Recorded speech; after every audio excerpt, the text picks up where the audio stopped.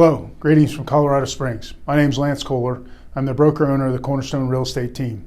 We're doing a 4-part series covering the new laws that were passed within the last 12 months that impact property management. Today I'd like to talk to you about the Residential Tenants Health and Safety Act, commonly known as the Warranty of Habitability, that went into effect last year. It went into effect in August of last year, and that's House Bill 19-1170. So under the previous Warranty of Habitability, it discussed a couple conditions. One condition was the premises were unfit for human habitation, or they were materially hazard to a tenant's life, health, or safety. And in that bill, the tenant had to provide written notice, and the landlord had to address the issues within a reasonable amount of time. How the tenant provided notice and how the landlord addressed, or in what time frame it was addressed, wasn't very specific in the previous law. So that's some of the things that the lawmakers were trying to address in this new bill. In the new bill, it details how the tenant is supposed to report problems.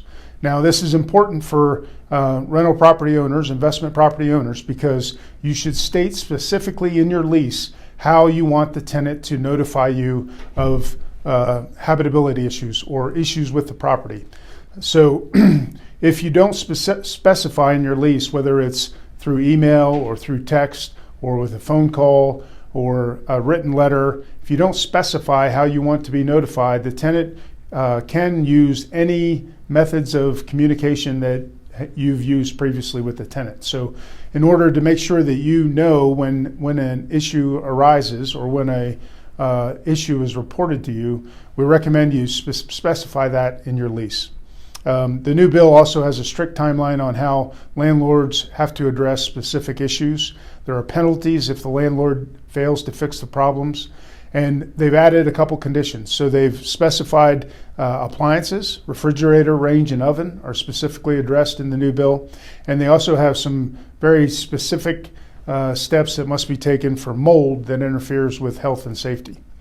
When a landlord receives their notice with the new bill, they must respond to the tenant within 24 hours. And that's an acknowledgement that you've gotten notice.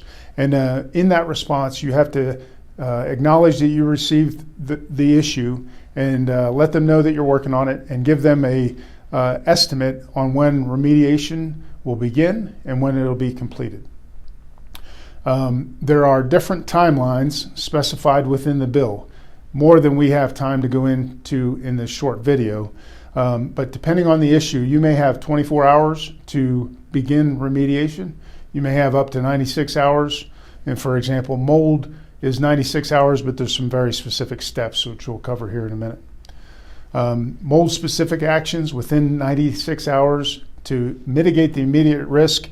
You've got to stop active sources of water to the mold. You've got to contain it, and you've got to install some ventilation. So high-efficiency particulate air filtration device, something to get the air moving and to screen out the mold, any airborne particles that might be in the air, to reduce the tenant's exposure.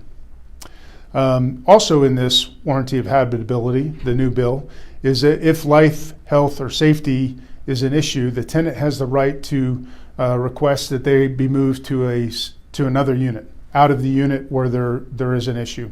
So you as a landlord should move them to a similar or like unit if you have one, or you can put them up in a hotel room at your expense. It's at no expense to the tenant, although they are required to continue to pay rent while you're doing the mitigation and you're providing them an alternate place to live. Also in this bill, and recommend you read it because there are some specific requirements for this case, but the tenant has the right to deduct rent and make repairs under certain circumstances. Roughly, they have to provide notice, and there are different notice requirements in order for them to deduct rent. The landlord has to fail to make the required repairs, and then there are some other additional requirements that the tenant must follow in order for this to be true, but it is a marked change from the previous bill. A tenant can also terminate the lease if repairs aren't made within 6 months. And you can see it varies for non-appliance issues and for appliance issues. But if you have the same incident or same issue occur within the 6-month period, the tenant could terminate the lease within 14 days.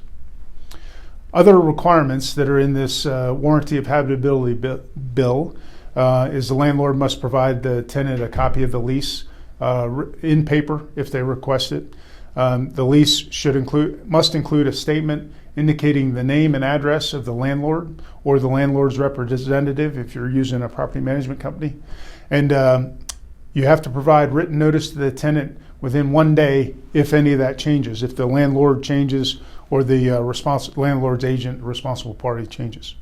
Like I said, throughout, there are a lot of details in this bill. We highly recommend you read it yourself and consult legal action. Hopefully this was helpful to you. Stay tuned for the rest of the series. Thanks. Have a great day.